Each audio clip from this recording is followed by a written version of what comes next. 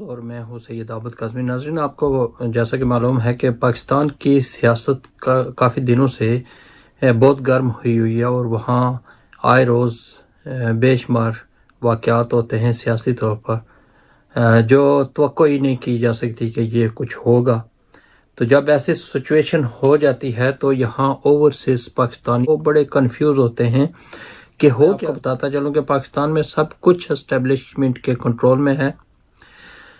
جب سے پاکستان بنا ہے اس وقت سے سیاستدان اسٹیبلشمنٹ کی مدد سے ہی اقتدار میں آتے ہیں، اور جب وہ تھوڑی سی طاقت حاصل کرتے ہیں تو پھر اسٹیبلشمنٹ کی ساری باتیں نہیں مانتے، اور جس نے آپ کو طاقت دی ہے وہ چاہتا ہے کہ وہ اس کے مطابق آپ اس کی مرضی کے مطابق کام کریں، لیکن جب نہیں کرتے تو وہ چاہتا ہے کہ اس سے یہ طاقت واپس لی جائے۔ تو ان کے درمیان آپس میں جب اختلافات وغیرہ ہو جاتے ہیں تو وہ پھر دونوں طاقتیں آپس میں لڑنا شروع کر دیتی ہیں۔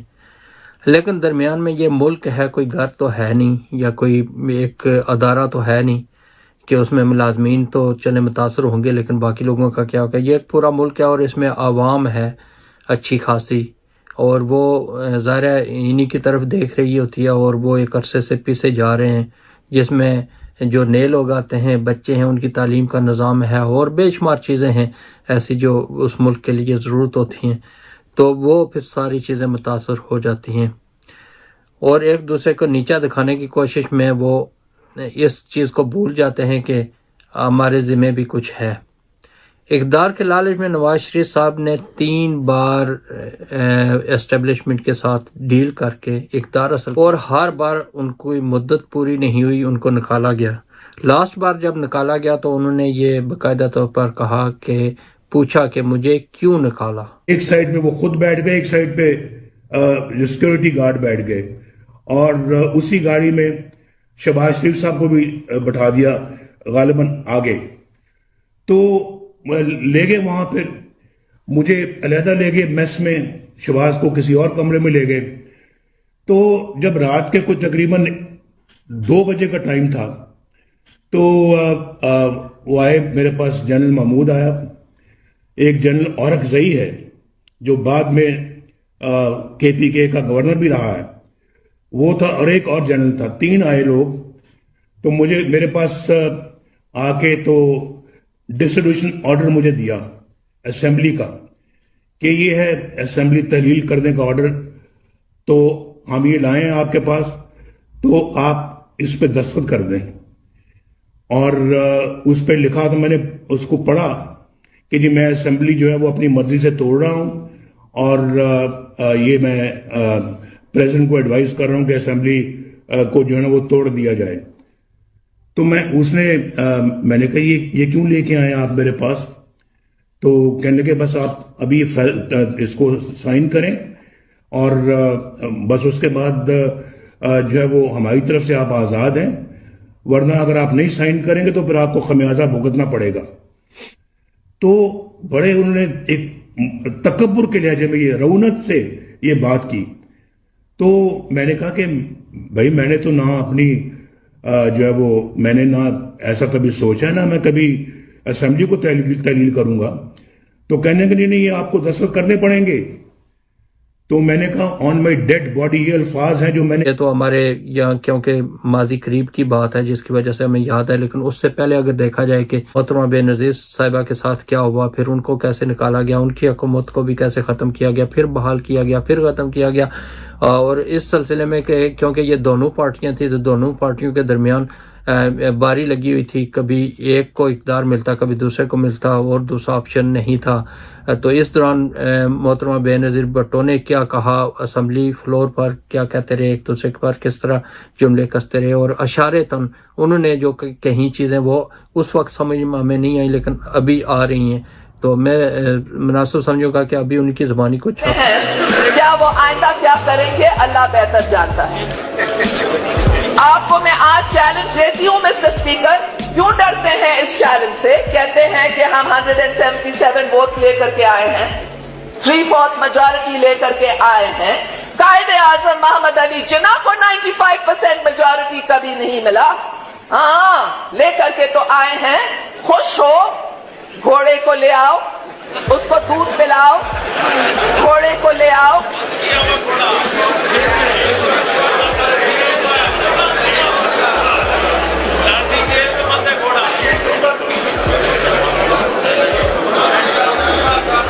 When you restore order, I will continue.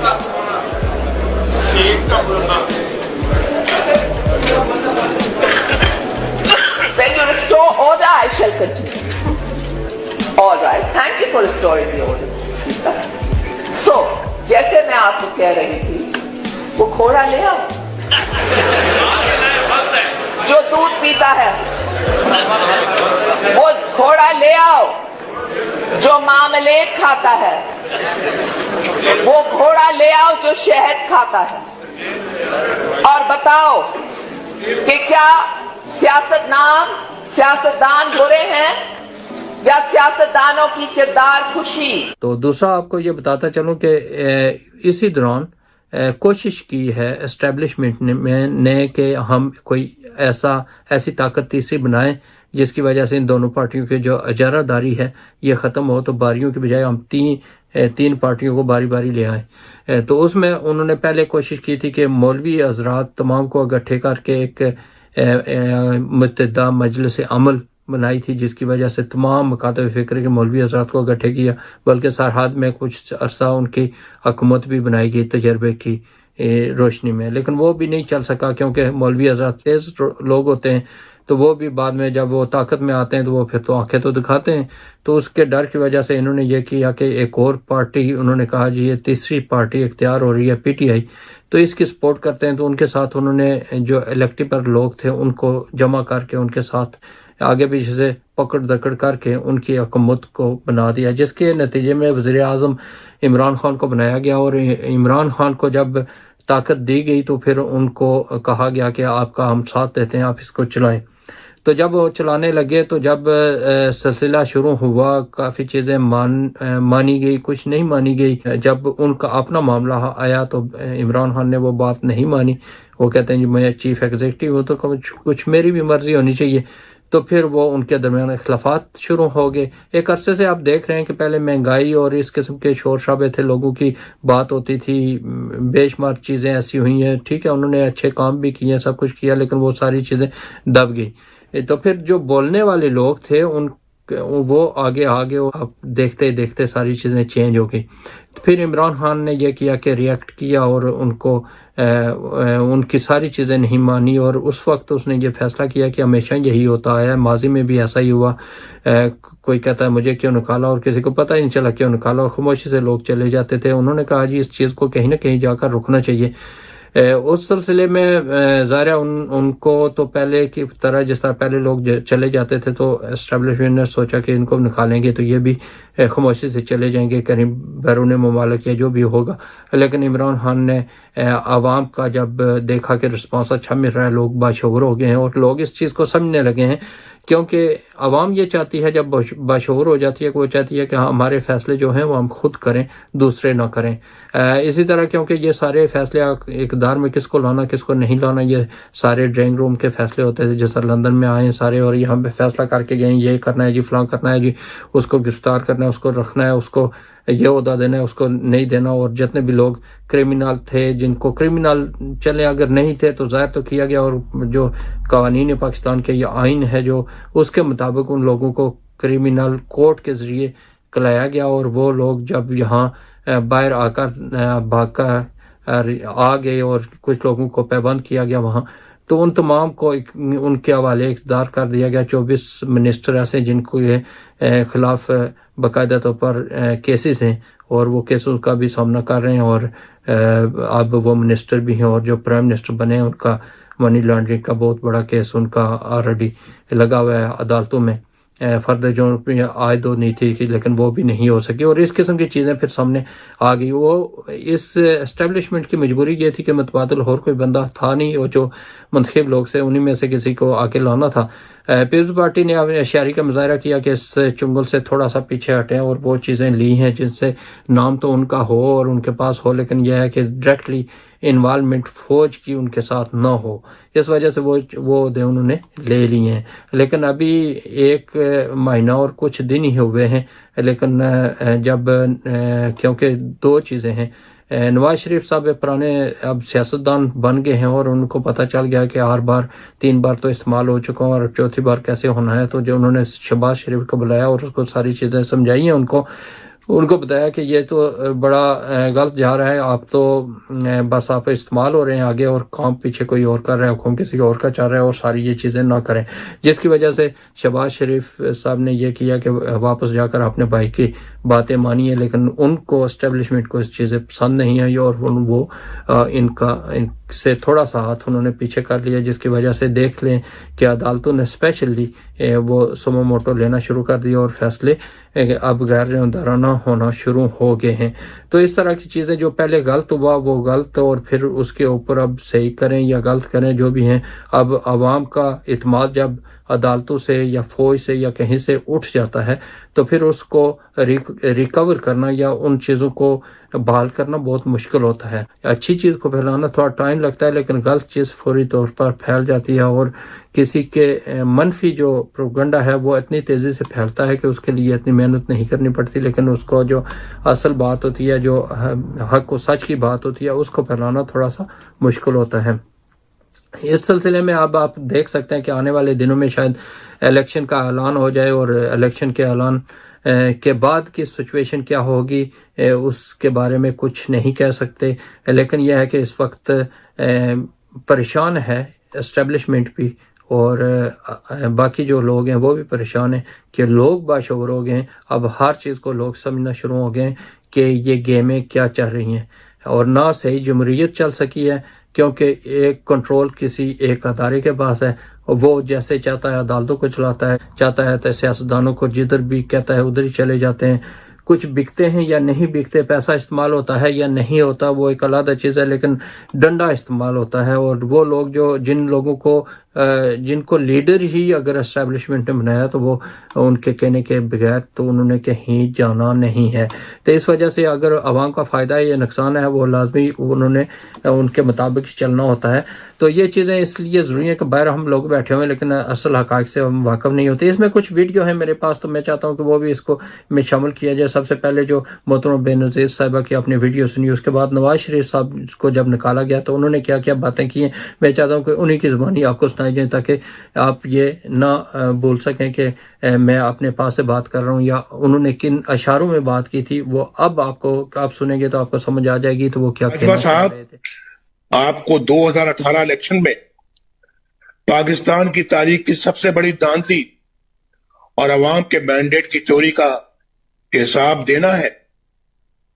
General Bajwa صاحب، آپ کو ارکان پارلیمنٹ کی ہارس ٹریڈنگ کا حساب دینا ہے، اور جنرل باجوہ صاحب آپ کو آئین اور قانون کی دھجیاں بکھیرتے ہوئے عمران نیازی کو عوامی مینڈیٹ کے خلاف وزیر اعظم بنانے کا حساب دینا ہے۔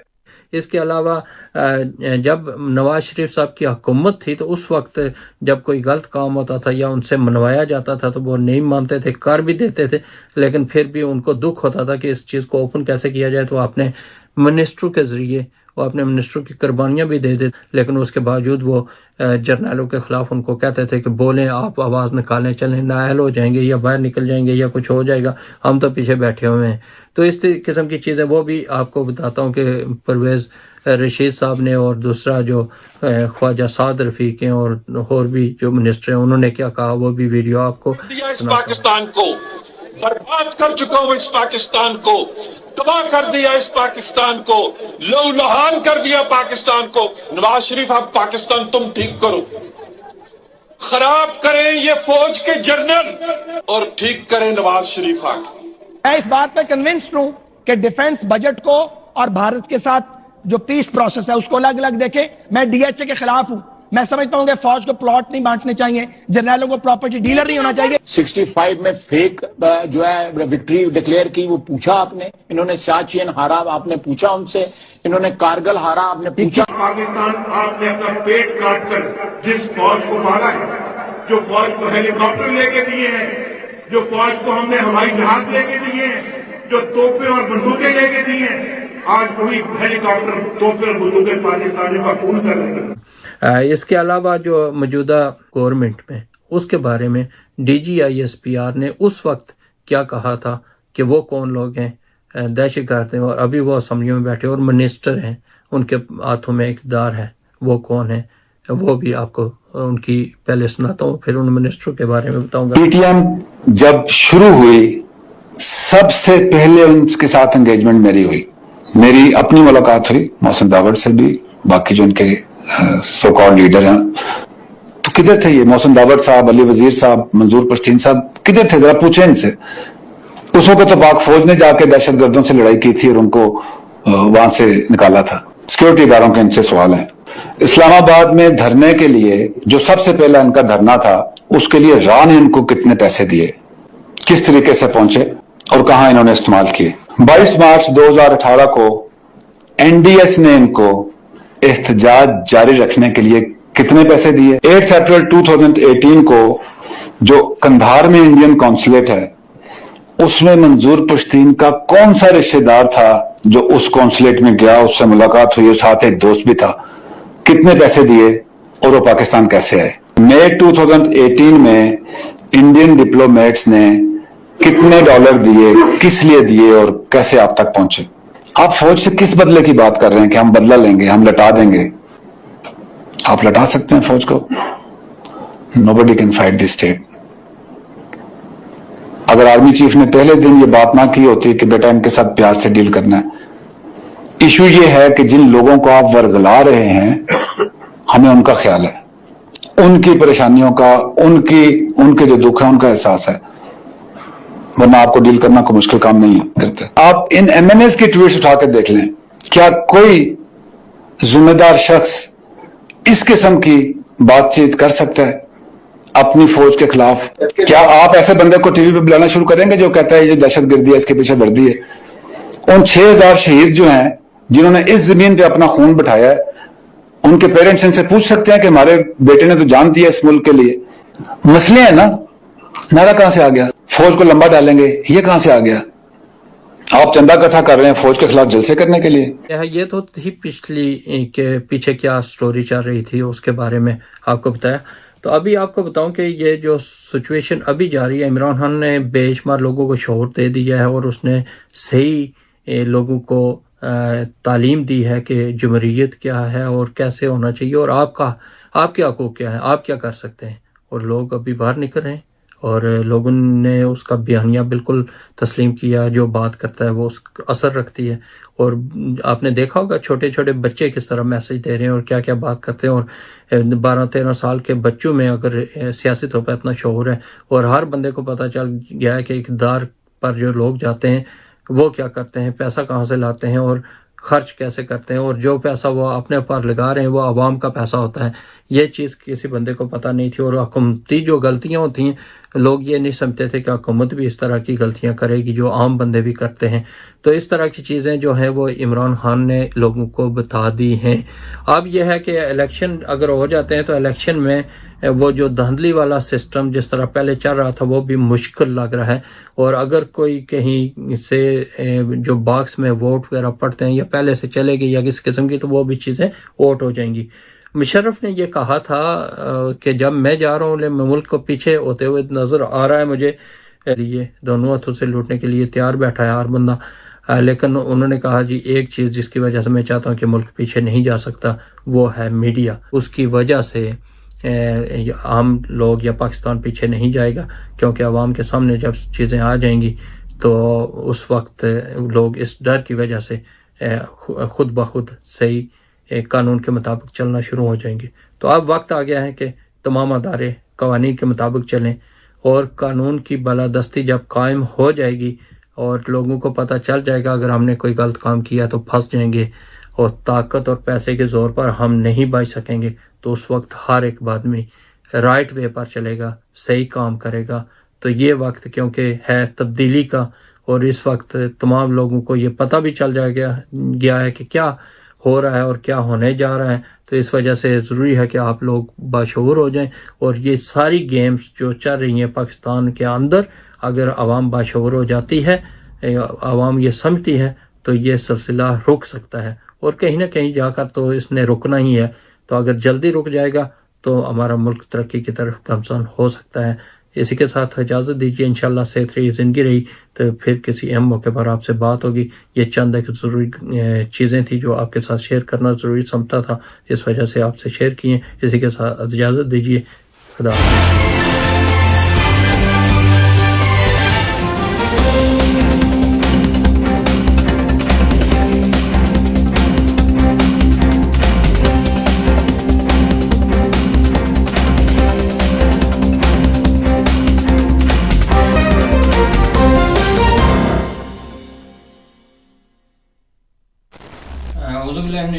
بسم اللہ الرحمن الرحیم. آپ نے دیکھی ہے یہ ایک پوری ویڈیو آپ کے لیے مرتب کی تھی کہ ماضی میں کیسے ہوتا رہا ہے پاکستان کی سیاست میں, اور ڈیموکریسی کس انداز میں چلتی آئی ہے, اور کیا کیا اس میں نے رنگ دکھائے ہیں, اور کون کون سے لوگ اس میں استعمال ہوئے ہیں.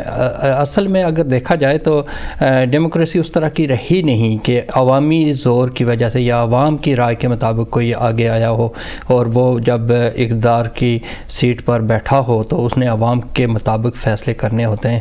یہ جتنے بھی فیصلے ہوتے ہیں عوام کے لیے ہوں, ان کے حق میں ہوں, ان کے خلاف ہوں, سارے ایک ڈرائنگ روم میں فیصلے ہوتے ہیں, اور چند ایک لوگ ہیں جو اس کو جمہوریت کو روپ دھاڑ کر جمہوریت کا اور وہ فیصلے کرتے ہیں, اور ان کو یہ شاید پتہ نہ ہو کہ عوام کی ضرورت کیا ہے, عوام کیسے آگے چلے گی, کیسے ڈیولپ ہوگی, ان کی ایجوکیشن کیسے کرنی ہے, ان کو آگے کیسے چلانا ہے, ان کی ضروریات کیا ہیں, اور کس طریقے سے آگے ترقی کر سکتی ہے عوام.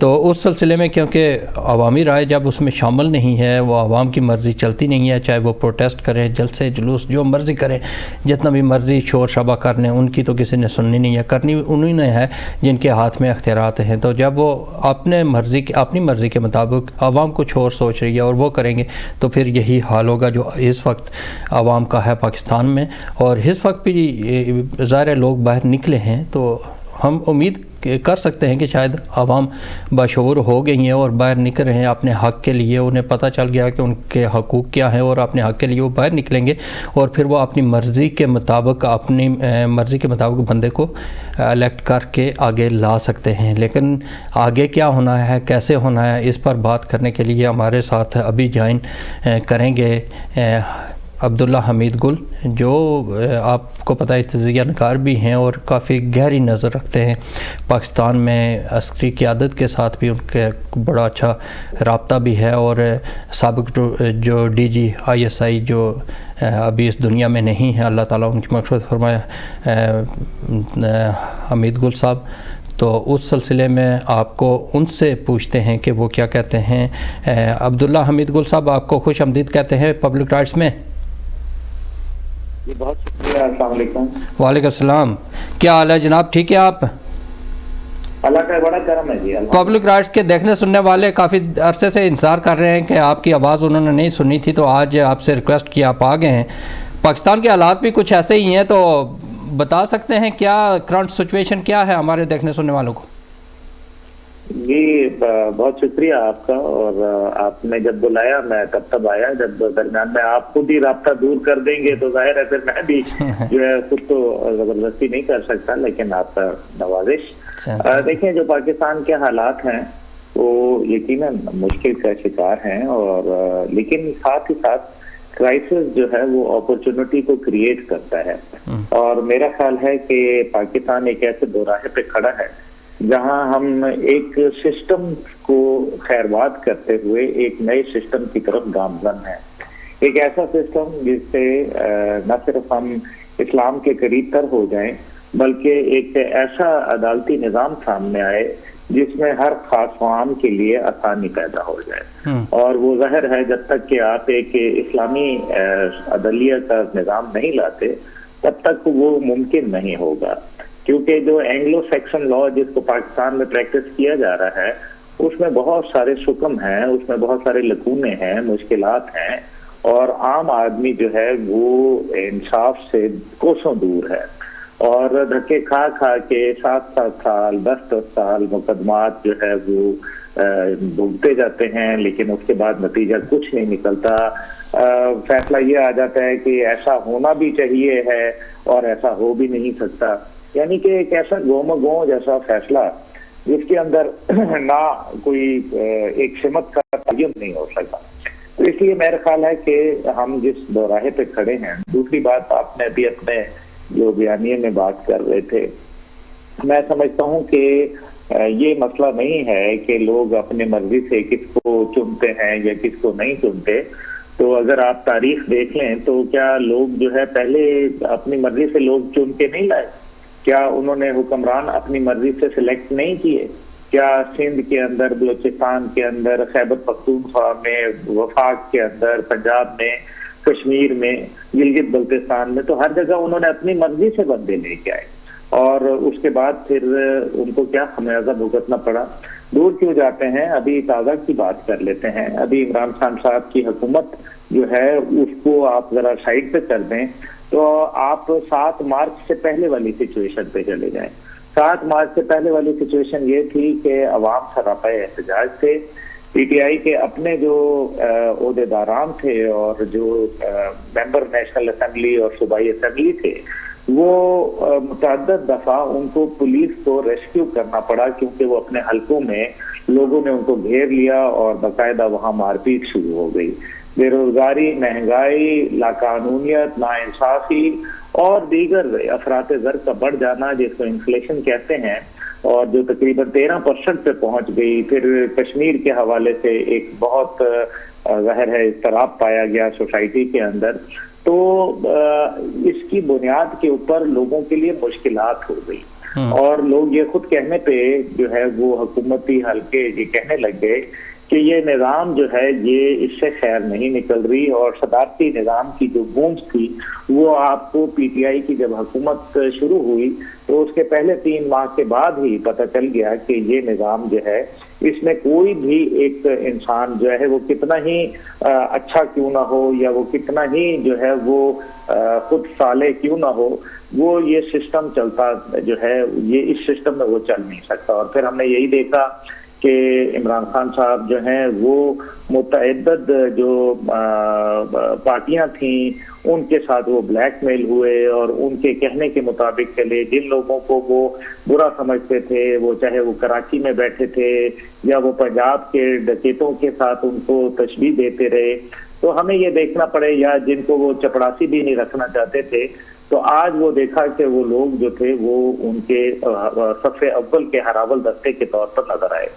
تو یہ باتیں تھوڑی سی تکلیف دہ ضرور ہیں، لیکن حقائق کے اوپر مبنی ہے، کیونکہ اگر ہم نے اپنے ملک کی بات کرنی ہے اور اس کے مستقبل کے حوالے سے کوئی فیصلے کرنے ہیں تو پھر ہمیں کچھ معاملات کو سمجھنا پڑے گا، اور اس کے لیے ضروری ہے کہ جب تک کہ آپ انصاف کا نظام ہر خاص و عام کے لیے برابری کی سطح پر قائم نہیں کرتے تو معاملات نہیں چلے گا۔ اچھا یہ بتائیے گا، ہے وہ ابھی جتنے بھی یہ آپ دیکھ رہے ہیں الیکشن کیمپینز یا آپ اس کو جو بھی ایک ایجیٹیشنل سیاست کہہ دیں، تو آپ کو چاہے وہ حکومتی سطح کے اوپر نظر آ رہی ہیں، چاہے وہ پیپل پارٹی ہے یا مسلم لیگ ہے یا وہ پی ٹی آئی ہے یا جے یو آئی ہے، ان تمام کے جلسوں میں کہیں آپ نے یہ دیکھا کہ کسی نے ملک کی گرتی ہوئی جو معیشت ہے اس کے اوپر کوئی لاہ عمل پیش کیا ہو یا بتایا ہو کہ یہ ان کا متبادل پلان ہے؟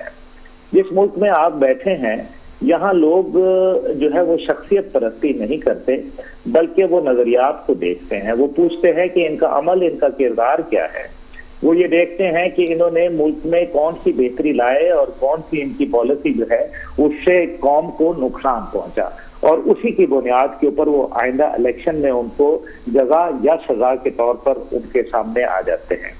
اب یہاں ایشو یہ ہے کہ ابھی صرف پچھلے 3 ہفتے میں 21 افسر اور جو جوان تھے افواج پاکستان کے وہ شہید ہوئے، لیکن ان کا نام لینا بھی کسی نے اپنے جلسے میں گوارا نہیں کیا۔ ان کی فیملیز کے ساتھ کسی نے جو ہے وہ اظہار ہمدردی اور فاتحہ کرنے کی بھی زحمت میں نہیں گوارا کی.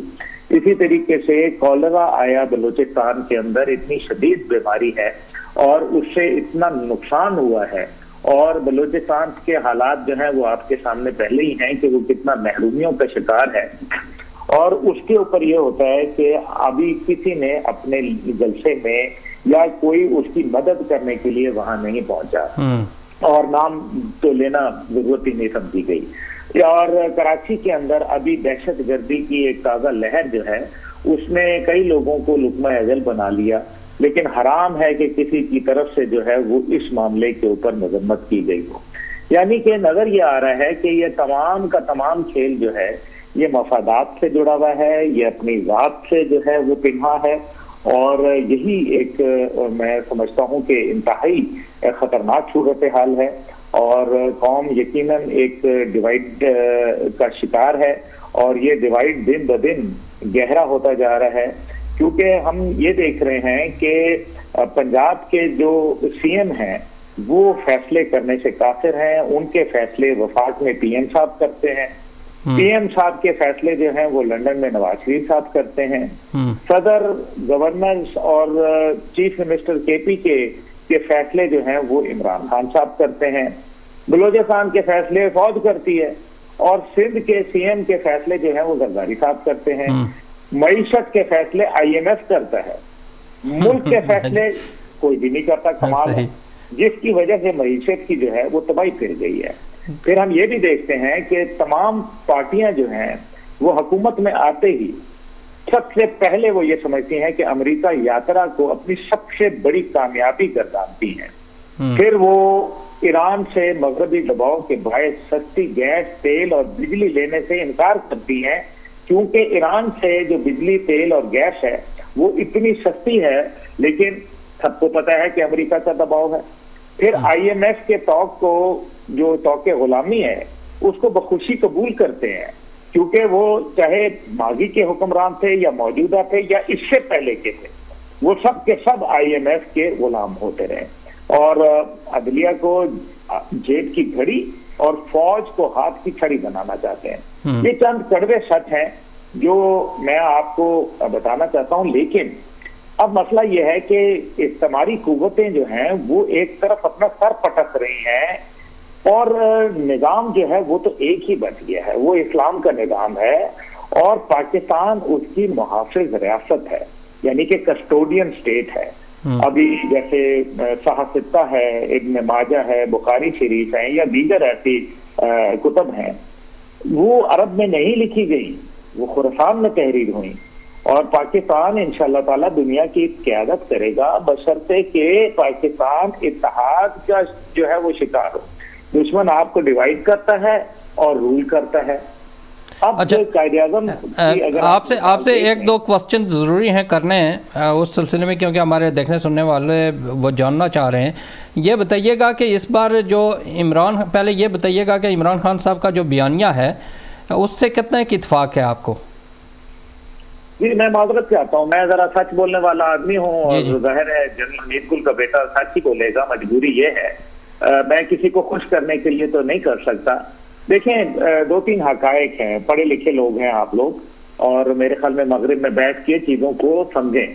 پہلی بات یہ ہے کہ میں آپ کو بڑا واضح بتانا چاہتا ہوں کہ پہلے عمران خان صاحب نے جب مارچ کے اندر اس خط کا ذکر کیا پہلی دفعہ, تو 7 مارچ کا خط آیا ہوا تھا, لیکن جو بات چیت ہے وہ کہیں بعد میں آگے پتہ چلی. پہلے وہ ٹھیک ہے مان لیا, اور خط کا پھر پتہ چلا کہ جی خط بھی نہیں لکھا, یہ بھی انہوں نے مانا کہ خط نہیں تھا بلکہ ایک اسیسمنٹ تھی, ایک تجزیہ تھا جو کہ ہمارے سفیر محترم نے وہ حکومت پاکستان کو پیش کیا تھا. چلیں وہ بھی مان لیا. لیکن دوسری دفعہ اپنے جو پوڈ کاسٹ انٹرویو ہے ابھی جو چند دن پہلے انہوں نے دیا, اس پوڈ کاسٹ میں وہ کہتے ہیں کہ مجھے جولائی کے اندر اس سازش کا پتہ چل گیا تھا, یعنی کہ جولائی 2021 کا. تو جولائی 2021 کو یہ بیانیہ قوم کے سامنے کیوں نہیں رکھا گیا؟ میں یہ ایک سوال پوچھنا چاہتا ہوں. دوسرا میں سوال یہ پوچھنا چاہتا ہوں کہ تب تک تو روس کا دورہ جو تھا اس کو تو کسی نے سوچا بھی نہیں تھا, خواب بھی نہیں آیا تھا. اور تیسری بات یہ ہے کہ سب سے بڑھ کر کہ امریکی تو خط کا کہیں دور دور تک پتہ ہی نہیں تھا. تو پھر اگر یہ جولائی 2021 کو سازش تھی تو یہ سازش کس نے کی؟ اور اس سازش کا انہوں نے جب بعد میں عوام کو بتایا تو پہلے کیوں نہیں بتایا؟ پھر جب امریکی انڈر سیکرٹری آف اسٹیٹ جب پاکستان تشریف لائیں مارچ 21 اور 22 کو پاکستان میں OIC کے اجلاس کے لیے، تو ان کے سامنے یہ میٹر کیوں نہیں رکھا گیا؟ 7 مارچ سے لے کے 10 اپریل تک جو ہے 1 ماہ 3 دن کے اندر کوئی عدالتی کمیشن کیوں نہیں بنایا گیا؟ چلیں عدالتی کمیشن کے اوپر آپ کو یقین نہیں تھا تو پارلیمان تو آپ کی اپنی تھی، پارلیمانی کمیشن بن جاتا، وہ بھی نہیں بنایا گیا. اس کو بھی چھوڑ دیں، آج تو سینٹ کے اندر میجورٹی ہے تو سینٹ کا کمیشن کیوں نہیں بنایا گیا؟ کوئی انٹیلیجنس انکوائری کیوں نہیں کرائی گئی؟ چلیں آپ کو ISI پہ یقین نہیں تھا تو MIB تھی، آپ کے پاس FIA تھی، آپ کی پولیس تھی، ان سے انکوائری کیوں نہیں ہوئی؟ اور ساتھ ہی ساتھ جو ہے وہ اس کے اندر کوئی FIR کیوں نہیں رجسٹر کی گئی ان لوگوں کے خلاف جو کہا گیا کہ یہ اس سازش کے اندر شریک تھے، خاص طور پہ وہ لوگ جو 100 کے قریب جنہوں نے نو کانفیڈنس موشن کے اوپر سائن کیا تھا. تو یہ وہ تمام سوالات ہیں جو مجھے بہت کچھ سوچنے پہ مجبور کر دیتے ہیں. اس لیے میں سوال سامنے رکھ رہا ہوں، اس کے جوابات جو ہے وہ میرے خیال میں اگر ہم منطقی طور پہ سوچیں، اور اس کے کوئی ہو سکتا ہے کہ میرے سے کوئی کوتاہی ہو، مجھے وہ ویژن نہ ہو یا مجھے کوئی ایسی انگریس نہ ہو معاملات کی، تو کوئی بھائی ہمارا رہنمائی کر دے تاکہ ان سوالوں کے جواب میرے خیال میں وزنی انداز میں دلائل کے ساتھ جو ہے وہ دینا بڑا ضروری ہے. اچھا یہ بتائیے گا، ٹھیک ہے آپ نے سوال کی اگر آپ بات کر لیں، جی آپ نے روس کی گیس تو آپ نے سوال رکھ لیے، وہ انشاءاللہ عوام بھی باشعور ہیں، سمجھیں گے سارا کچھ. یہ بتائیے گا کہ اس کو آپ سازش کہیں گے یا مداخلت؟ ان دونوں کا فرق بھی بتا دیجیے گا. نہیں، میرے خیال ہے سازش اور مداخلت آپ ان دونوں باتوں کو چھوڑ دیں. بات یہ ہے کہ مداخلت جو ہے وہ کیا ہوتی ہے، سازش کیا ہوتی ہے، لیکن اصل بات یہ ہے کہ خواہش کیا ہوتی ہے. امریکہ ایک سپر پاور ہے، ہم مانتے ہیں بالکل، اور اس میں تو کوئی نہ ماننے سے کوئی ہمارے فرق تو نہیں پڑے گا. جس طرح چین ایک طاقت ہے، جس طرح پاکستان الحمدللہ ایک نیوکلیئر ریاست ہے. بھارت لاکھ نہ مانے لیکن کیا پاکستان نیوکلیئر صلاحیت والا ملک نہیں ہے؟ بالکل ہے. تو اس لیے امریکہ جو ہے وہ اپنی خواہشات کا ضرور اظہار کر سکتا ہے، ماننا نہ ماننا ہماری مرضی ہے. اور میں نے یہی کہا کہ اگر یہ مداخلت تھی اور اگر یہ سازش تھی، چلے ہم اس بات سے اتفاق رائے رکھ لیتے ہیں، تو وزیر اعظم تو عمران خان صاحب خود تھے اور ماشاءاللہ بڑے بہادر انسان. تو انہوں نے کیوں نہیں امریکی سفیر سفارتکار کسی ایک کو بھی چھوڑ دیں، سفیر تو بہت بڑی بات ہوتی ہے، ایک سفارتکار کو کیوں نہیں نکال دیا؟ تو نکالنا چاہیے تھا. تو یہ وہ تمام باتیں ہیں جس کی بنیاد کے اوپر یہ ایسا احساس ہوتا ہے کہ یہ ایک سیاسی بیانیہ زیادہ ہے، اور یہ شاید سیاست کے جو تقاضے ہوتے ہیں وہ بڑے فرق ہوتے ہیں. میں صرف اتنا کہوں گا، سیاسی لیڈروں اور قومی لیڈروں میں بہت بڑا فرق ہوا کرتا ہے. قومی لیڈر قائد اعظم محمد علی جناح، جنہوں نے بنگلہ دیش اور پاکستان کو باوجود اس کے کہ سرحدیں بھی نہیں ملتی تھیں، باوجود اس کے کہ ہماری ان سے شکلیں بھی نہیں ملتی تھیں، زبان بھی نہیں ملتی تھی، کھانے پینے کی عادات نہیں ملتی تھیں، اور ہمارا بالکل ایک تہذیبی جو ہے وہ بہت بڑا گیپ تھا. اس کے باوجود قائد اعظم نے دونوں قوموں کو اکٹھا کر کے ایک پاکستان بنا دیا. اور جب سیاست ہوئی منفی تو وہی پاکستان 2 ہو گیا. آج آپ کسی کو بھی الزام دے دیں، چاہے آپ بھٹو کو الزام دیں، چاہے آپ یحییٰ کو الزام دیں، چاہے آپ شیخ مجیب کو الزام دیں، لیکن نقصان کس کا ہوا؟ وہ ہمارا ہو گیا، پاکستان کا ہو گیا نقصان. بعد میں مجیب نے بھی حکومت کی، یحییٰ بھی آرام سے رہے، اور خود جو بھٹو صاحب تھے انہوں نے بھی حکومت کی. تو لیکن پاکستان تو ٹوٹ گیا نا. اور آج جو سیاست کے نام پہ چاہے وہ کوئی بھی ہو، دیکھیں نا، مجھے تو حقیقت یہ ہے کہ جتنی بھی PDM کی جماعتیں ہیں انہوں نے تو پہلے ہی قوم کو مایوس کر دیا تھا. مجھے تو بلکہ خان صاحب سے ایک گلہ ہے ذاتی طور پہ، میں ان کی بڑا احترام کرتا ہوں، سب سے ہی کرتا ہوں، لیکن میں یہ گلہ کرتا ہوں کہ اس PDM کو جس کی تو لوگوں نے ان کو فراموش کر دیا تھا، ان کو بلکہ فاتحہ پڑھ لی تھی ان کو دوبارہ زندہ کر دیا. دیکھیں نا, ابھی جب بزدار صاحب حکومت کر رہے تھے تو پھر بعد میں سیاست کی خاطر جو ہے وہ پرویز الہی صاحب کو وہاں لایا گیا, اس کے لیے نامزد کر دیا گیا, ان کو چیف منسٹر بتا دیا گیا. اب یہاں تو کوئی امریکی سازش نہیں تھی نا, اب یہ بات پتہ ہے. تو پھر اس کا مطلب ہے کہ پہلے تو کہا گیا کہ بزدار صاحب کو کسی صورت نہیں نکالیں گے. یہی میں آپ کو سسٹم کی خرابی بتا رہا تھا, میں یہ نہیں کہہ رہا. دیکھیں عمران صاحب کے ساتھ میرے والد کیوں نہیں کھڑے ہوئے, جنگ صاحب کا انٹرویو بڑا مشہور موجود ہے کہ میں عمران صاحب کے ساتھ کیوں نہیں کھڑا ہوا, کیونکہ ان کے ارد گرد گند ہے.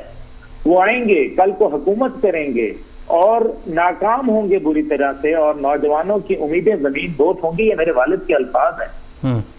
سنیے ویڈیو میں نے سنی تھی, بالکل صحیح کہہ رہے ہیں. ہاں, کیونکہ میں یہ سمجھتا ہوں کہ عمران خان صاحب کے پاس اب بھی وقت ہے, اور بہتر یہ ہے کہ وہ اس معاملے کو سمجھیں, اپنے ارد گرد کے لوگوں کو جو ان کے لیے وبال جان ہیں, ان کے لیے مشکلات کا شکار ہیں, جو عوام کے اندر اپنی افادیت اور اپنی عزت کھو بیٹھے ہوئے ہیں, ان لوگوں کا سہارا لینے کے بجائے جو ہر ڈال پہ بیٹھ کے اسی ڈال کو کاٹتے ہیں, ماضی میں ان کا ایک وتیرہ رہا, ان لوگوں سے جان چھڑائیں, ایک قومی لیڈر بنے بجائے اس کے کہ ایک سیاسی لیڈر. عبداللہ صاحب ایک اور کوسچن ہے. جس وقت دیکھا گیا ہے کہ ٹھیک ہے عمران خان صاحب گئے پبلک میں اور پبلک کا رسپانس بھی بڑا اچھا مل رہا ہے, جو بھی بات کر رہے ہیں وہ پبلک پر اثر کر رہی ہے. دوسری طرف حکومت جو لائی گئی تھی اس کے ذمہ تھا کہ انہوں نے مشکلات سے ملک کو نکالنا ہے, اس کی بجائے کہ وہ نکالیں اور مزید آگے حالات جو ہیں وہ کافی خراب ہو رہے ہیں. اس صورتحال میں آپ کیا سمجھتے ہیں کہ اب مستقبل میں کس طرف جا رہا ہے پاکستان اور کیا ہوگا؟ دیکھیں جو قاضی صاحب, سیدھی سی بات ہے. پہلی بات یہ ہے کہ کیا علی زیدی صاحب جو ہے وہ یہ آن ریکارڈ نہیں ہے کہ انہوں نے کہا کہ آئی ایم ایف نے شرط رکھی ہے کہ $200 پہ کریں گے, تو پچھلے سال کا ان کا انٹرویو ہے اور وہ ہمیں کرنا پڑے گا, یہ بھی انہوں نے کہا. اسی طریقے سے جو آئی ایم ایف کے اس ٹائم پہ ڈیلنگ جو چل رہی تھی, رضا باقر صاحب اور دیگر, انہوں نے باقاعدہ اپنے انٹرویوز میں ڈالر کے $200 ہونے کا بتایا تھا. اب یہ حکومت آئی ہے, ابھی ظاہر ہے جو لوگ پہلے یہ کہتے رہے کہ 70 سال کا گند ہے, 5 سال میں تو کوئی بھی اس کو ٹھیک نہیں کر سکتا, تو یہی اگر وہ منطق ہے تو یہ 1.5 مہینے میں یا 1.25 مہینے میں کیسے ٹھیک ہو سکتا ہے. تو بہرحال یہ گند انہی کا پھیلایا ہوا ہے. یہ بات بھی حقیقت ہے کہ یہ اس مقام پہ لانے والے پی ڈی ایم کی کئی جماعتیں اور جو پی ٹی آئی کے کئی ایسے وزراء جنہوں نے اس مقام پہ لا کے کھڑا کر دیا پاکستان کو, ابھی کرنے والا کام جو ہے, کیونکہ یہ تو ہم اگر ایونٹس کے اوپر بات کریں گے تو ذرا ہم مستقبل پہ بات کریں کہ ہونے والا کیا ہے. دیکھیں میرا خیال ہے کہ تمام جماعتیں اس ٹائم پہ افواج پاکستان کے خلاف جو ہے وہ ایک خاص بیانیہ لے کے چل رہی ہیں. ادھر زرداری صاحب بولتے ہیں تو بلاول صاحب خاموش رہتے ہیں, مریم صاحبہ بولتی ہیں تو شہباز صاحب خاموش رہتے ہیں, اور پی ٹی آئی تو خیر ہر کوئی جو بات کر رہا ہے وہ آپ کے سامنے ہے. اس لیے میں یہ سمجھتا ہوں کہ اصل مقصد کیا ہے. دیکھیں نا, ایک طرف تو یہ تو لوکل پالیٹکس ہے, ایک طرف مغربی بیانیہ ہے.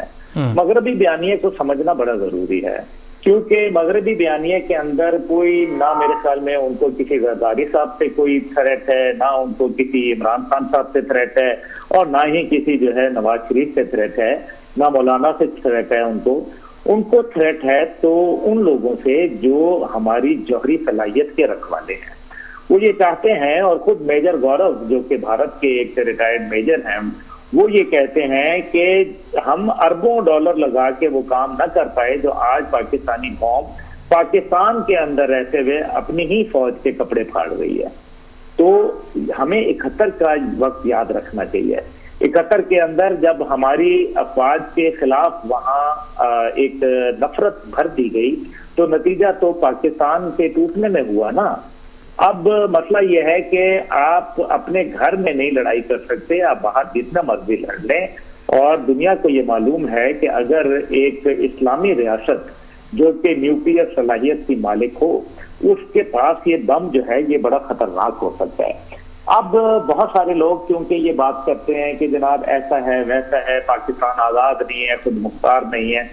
میں دیکھیں نا، خود مختار تو مکمل تو کوئی بھی نہیں ہوتا، اور کچھ نہ کچھ میرے خیال میں پابندیاں ہوتی ہیں. کہیں نہ کہیں گھر میں بھی آدمی کوئی بھی کتنا ہی ہو، اگر باپ ہی کیوں نہ ہو، وہ بھی خود مختار پورا نہیں ہوتا، کیونکہ اس کے اوپر بچوں کا دباؤ ہوتا ہے، بیوی کا دباؤ ہوتا ہے، محلے کا، پڑوس کا، دفتر کا، کاروبار کا، مختلف دباؤ کا شکار ہوتا ہے. لیکن میں جو بات کرنا چاہ رہا ہوں وہ بڑی اہم ہے. ہمیں یہ دیکھنا ہے کہ یہ سارا دباؤ اس لیے ہے کیونکہ پاکستان کو انہوں نے ڈی نیوکلرائزیشن کی طرف لے کے جانا ہے، اور وہ ڈی نیوکلرائزیشن اس لیے چاہتے ہیں کیونکہ بھارت اور اسرائیل جو ہے ان کو یہ بات ہضم نہیں ہو رہی کہ یہ ایک ایسی ریاست جس کے چین کے ساتھ بڑھتے ہوئے مراسم اور وسطی ایشیا کی تجارتی منڈیاں اگر ان کے لیے کھل گئیں تو پھر تو یہ تو معاشی طور پر بھی استحکام کا ہو جائے گا، اور عسکری طور پہ تو یہ ہیں طاقتور، تو یہ تو بیڑا غرق کر دیں گے. اس لیے وہ معیشت کو اس مقام پہ لا رہے ہیں جہاں وہ آپ کے ساتھ پھر باقاعدہ بھاؤ تاؤ کریں، وہ آپ سے نیوکلیئر کی جوائنٹ کسٹڈی مانگیں. لیکن کیا ہم اپنی جو سوورینٹی ہے اس کو ہم جیپرڈائز ہونے دیں؟ کیا ہم جو ہے وہ مغرب کے ساتھ ہمیں تصادم نہیں بلکہ ایک مکالمے کی ضرورت ہے. ایسا ہی جیسے آپ خود دیکھ لیں کہ بھارت کو اگر آپ دیکھیں کہ بھارت ایک طرف ایران کی جو ہے وہ تیل کی مصنوعات لے رہا ہے، سب سے بڑا ان کا امپورٹر ہے، دوسری طرف وہی بھارت جو ہے وہ روس کے ساتھ بھی تعاون کر رہا ہے اور پورا معاملات چلا رہا ہے، اور تیسری طرف جو ہے وہ آپ دیکھیں کہ وہی بھارت جو ہے وہ کیا زبردست انداز میں امریکہ کا نمبر 1 پارٹنر بنا ہوا ہے. تو ہمیں اپنی جو ڈپلومیسی ہے اس کو سیکھنا پڑے گا، کیونکہ ہم نے پہلے کشمیر گنوا دیا، اور اب کیا ہم اتنے کمزور ہو گئے ہیں معیشت کی وجہ سے کہ اپنی جوہری صلاحیت خود مختاری اور سیکیورٹی کا سودا کر دیں.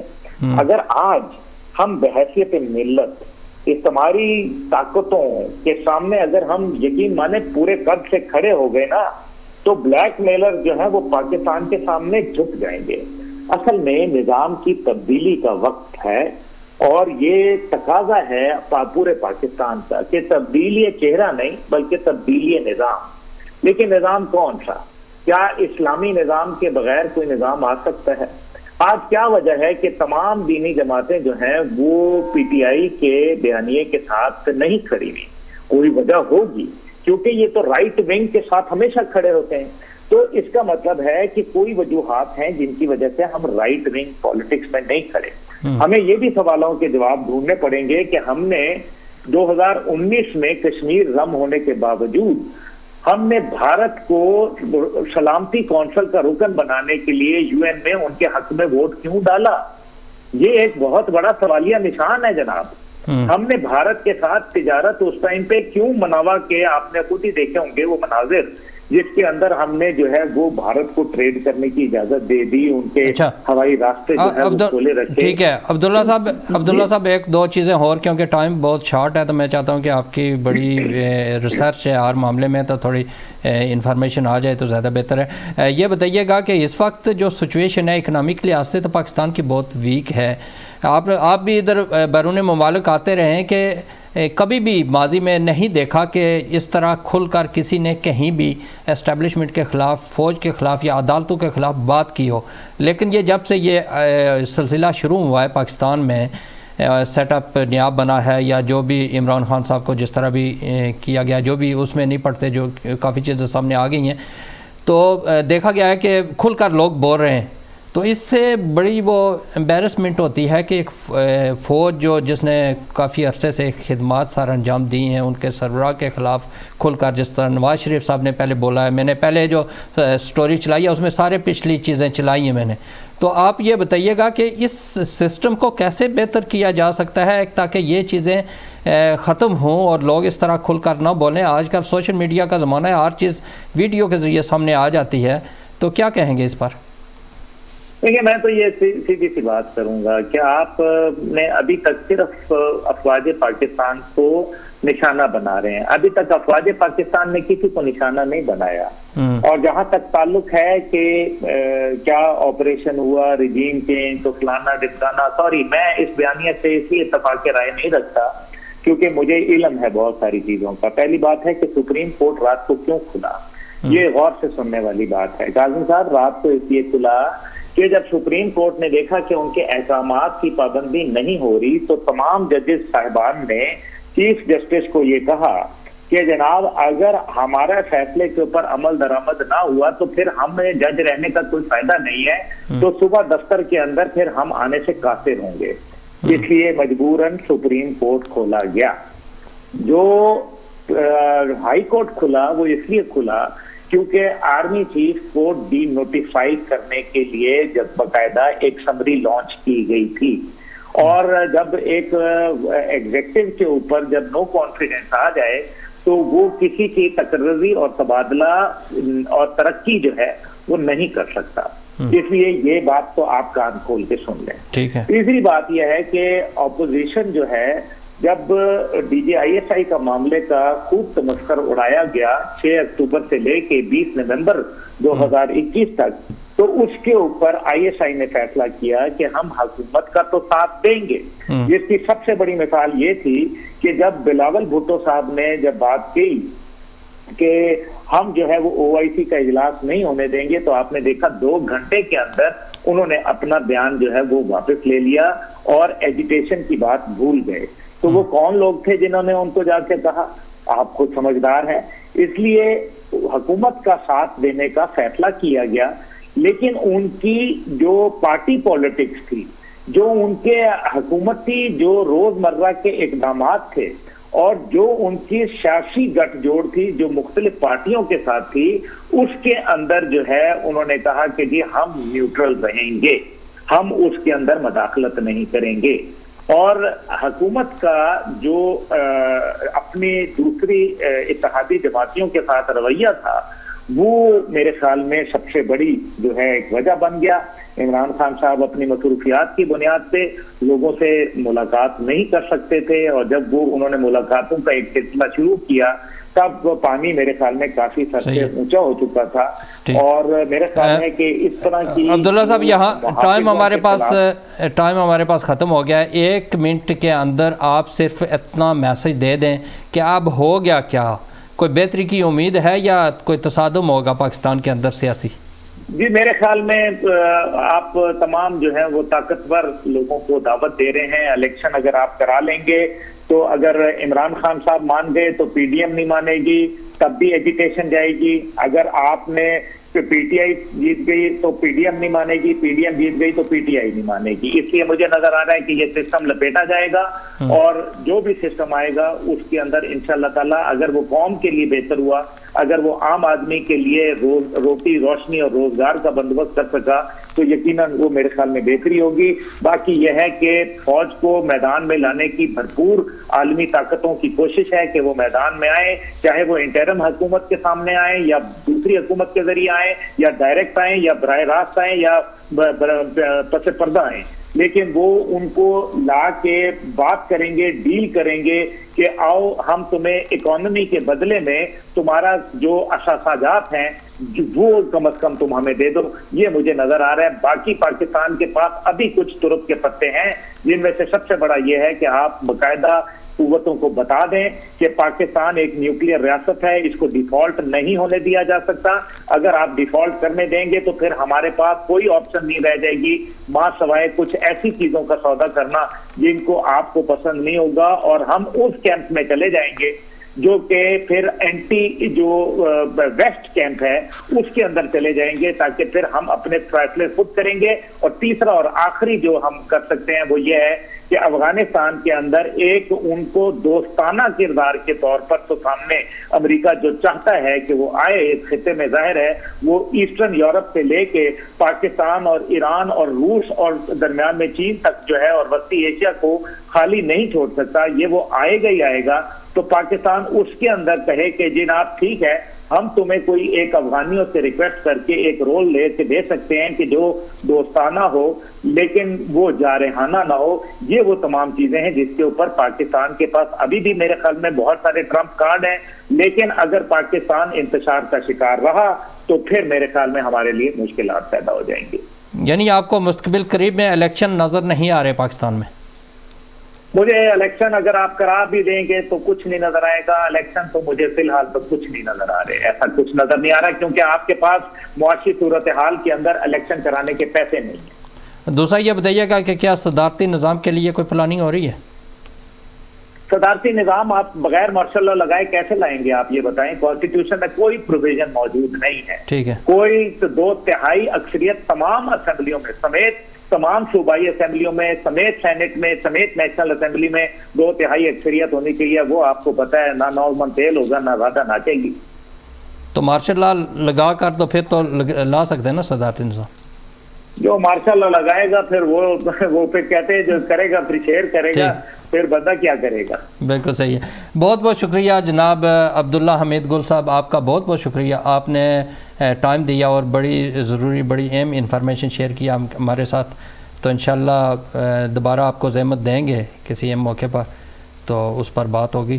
ناظرین, ہماری کوشش ہوتی ہے کہ ہم اوریجنل صورتحال سے آپ کو آگاہی دیں. تو اسی سلسلے میں آج عبداللہ حمید گل صاحب کو دعوت دی تھی اور انہوں نے کافی گفتگو کیا اس سلسلے میں. بتایا لائیو کالز نہیں لے سکا کیونکہ ٹائم تھوڑا تھا ہمارے پاس اور باتیں بہت زیادہ تھیں, جس کی وجہ سے. تو انشاءاللہ آپ کے پسند کے آپ کی جو میسج ہوتے ہیں جو کوسچن آتے ہیں اسی کے مطابق میں گفتگو کرتا ہوں. تو اسی کے ساتھ اجازت دیجیے. انشاءاللہ صحت رہی زندگی رہی. نیکسٹ ویک نئے مہمانوں نئے موضوع کے ساتھ آپ کی خدمت میں حاضر ہوں گے. اس وقت تک کے لیے خدا حافظ.